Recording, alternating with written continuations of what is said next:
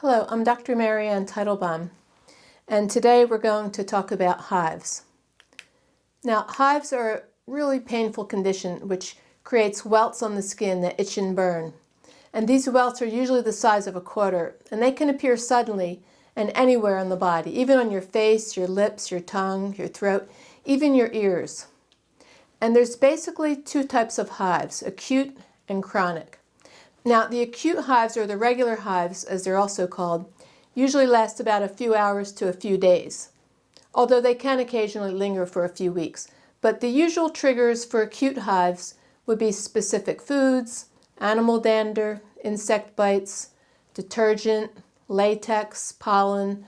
Certain medications can cause them, and they could even come from heat, like from stress or too much exercise, chemical exposure, and viral infections. But let's focus more on the hives which can become chronic, usually appearing without warning with no known cause, and they can last for weeks, months, or even years. The breakouts occur in 24-hour cycles of hives appearing on the skin. They fade as the day goes on, and then they return the next morning. And this pattern usually lasts for about 6 weeks or more. And the majority of the 500,000 people in the United States who experience hives are women from age 40 to 59. Most of the cases of hives that I've seen in my practice are of the chronic type, because the acute hives usually go away on their own within a day or so. But the chronic hives are much more problematic, because in order to effectively treat any condition, you have to first treat the underlying cause of it. And the problem with chronic hives is that in 70% of the cases, the underlying cause is a complete mystery. The hives usually appear without any known trigger. But here's what I can tell you from having sat with my Ayurvedic mentor and teacher, Vaidya Ramakant Mishra, whose specialty was dermatology. I sat with him for 17 years. He hailed from a family lineage dating back over 5,000 years ago, whose ancestors were all dermatologists. And his family was famous for not only treating the royalty of India, but they also treated Lord Krishna's son for leprosy. Here is his family lineage, known as Shankha-Vasya Ayurveda. Here's their take on hives. They stated that hives come from an overactive immune system. The immune system has the intelligence to attack viruses, bacteria, and other pathogens, but it knows better than to attack like foods or your own body, which is known as autoimmune. When it detects that harm is being done, it sets off a series of chain reactions in your body designed to dismantle the offending invaders. And here's how it works. First, you're exposed to an allergen, which your immune system registers as foreign, and the immune system responds by sending a chemical signal to allergy mast cells that are found in your skin, mouth, lungs, your nose, gut, and in your blood. The histamines are stored in the allergy mast cells. And at this point, what is happening is that your immune system is saying, SOS, release histamines. There's a foreign invader. Now, the histamines that are released create inflammation because they increase blood flow to the affected area of your body. Think of the times as a young child you fell and you scraped your knee. It immediately swelled up as the immune system was called in to heal the injured area. But then over time the swelling went down, so that's considered a normal immune system response. But what happens with chronic hives is that the immune system is overactive.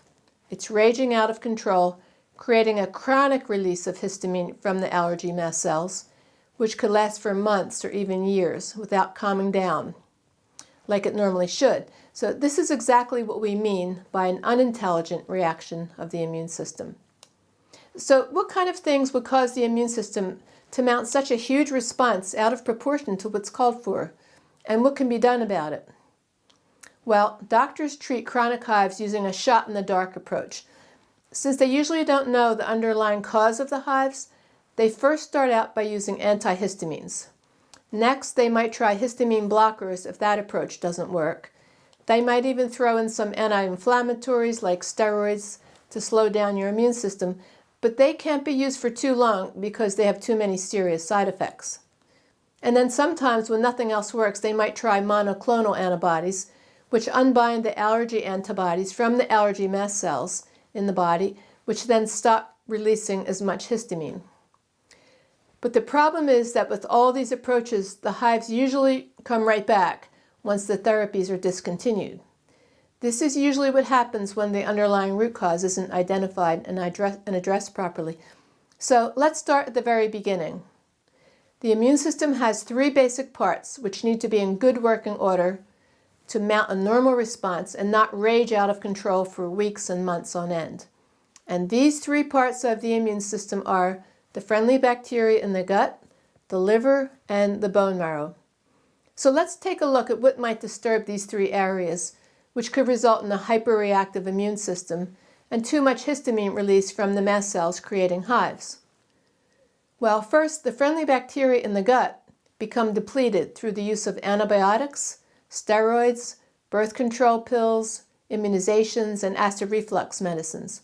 Whenever you take any of these types of medications, you have to spend the next several weeks and sometimes months regrowing these delicate bacteria as they stabilize the immune system function, preventing it from spiraling out of control.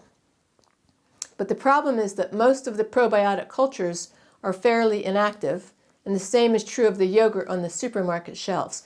So even though you might buy some yogurt or take some probiotics after a round of antibiotics, chances are very high that you definitely did not regrow your friendly bacteria with these very weak probiotic and yogurt cultures.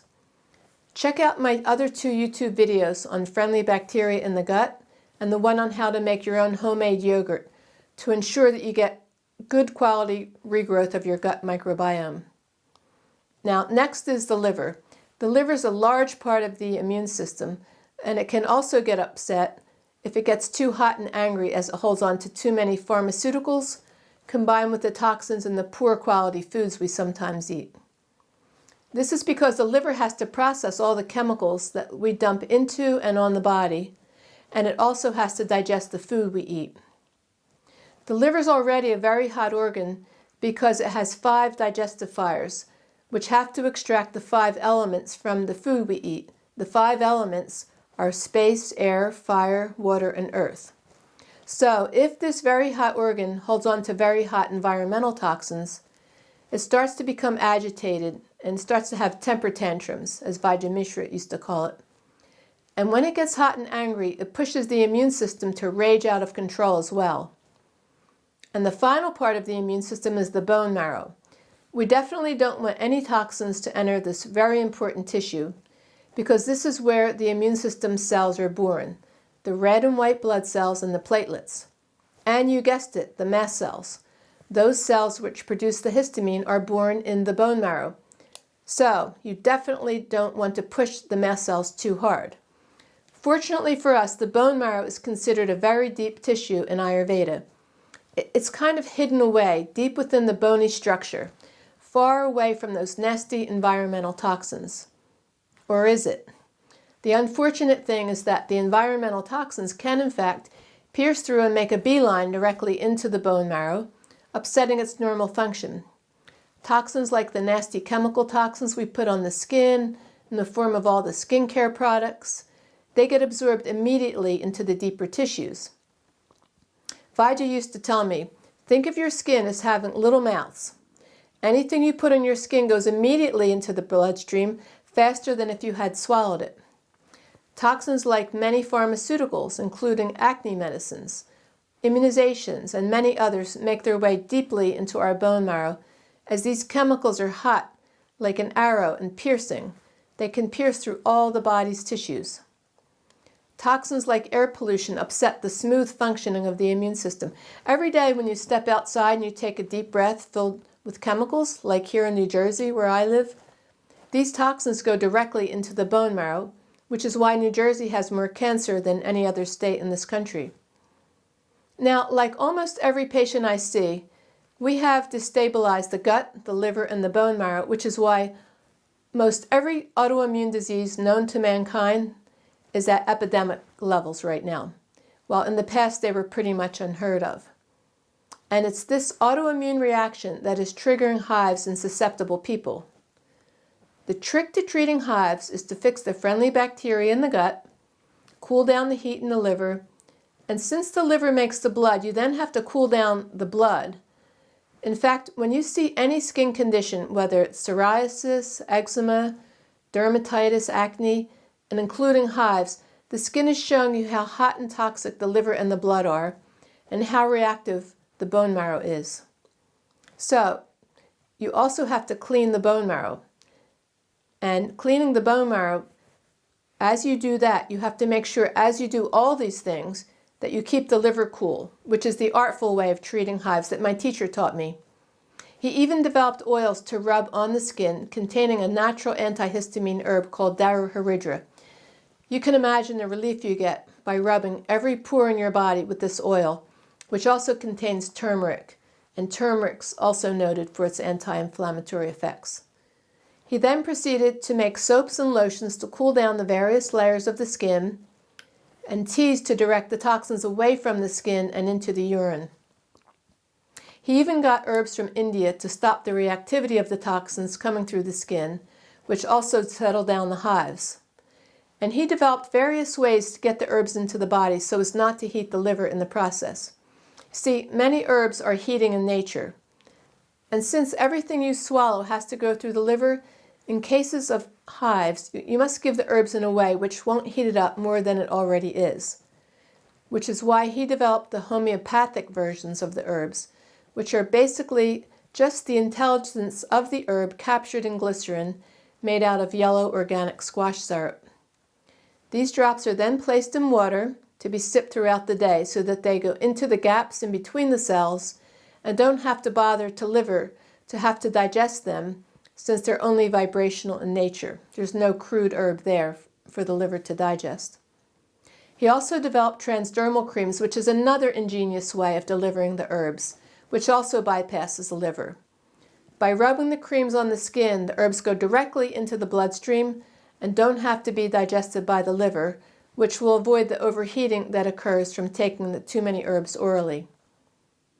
So by now you can see how difficult it is to treat hives by just giving antihistamine or anti-inflammatory medicines. As soon as you stop these medications, the hives come right back, since the immune system is still hyperreacting and producing histamine in all the mast cells. But now you can see, thanks to the proper guidance of Dr. Mishra, we have a way out for those suffering with hives by getting to the root of the problem, which involves more than just identifying and avoiding the food or the substance that you're allergic to. The real answer lies in going way beyond that outmoded way of thinking into a more holistic approach, which involves addressing the immune system at its deepest levels, the gut, the liver, and the bone marrow, which give lasting results. And while, yes, stress may heat up the blood, causing a tendency to hives, we can't realistically tell someone to avoid stress because the stressors will always come and go throughout a lifetime.